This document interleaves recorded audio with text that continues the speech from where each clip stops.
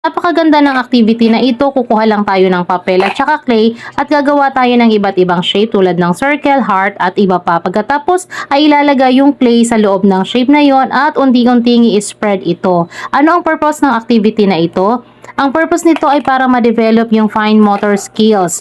Pangalawa, nakakatulong ito para ma-develop yung mga small muscles sa finger at hand ng ating mga anak. Sa pamamagitan ng pag-push at pinch niya ng mga clay, ito ay nakakatulong sa kanyang hand and eye coordination. Nakatutulong din ito upang ma-develop ang kanilang kakayahan na makapag-focus at ma-build ang kanilang attention span. Nakatutulong ito lalo na para ma-improve yung kanilang sitting tolerance. At higit sa lahat, isa itong therapeutic activity para sa mga batang may autism. Alam naman natin na meron silang sensory issues, so mahalaga na makahawak sila ng ganitong mga bagay para naman maging familiar sila at hindi na sila manibago kapag may mga activities sila sa school.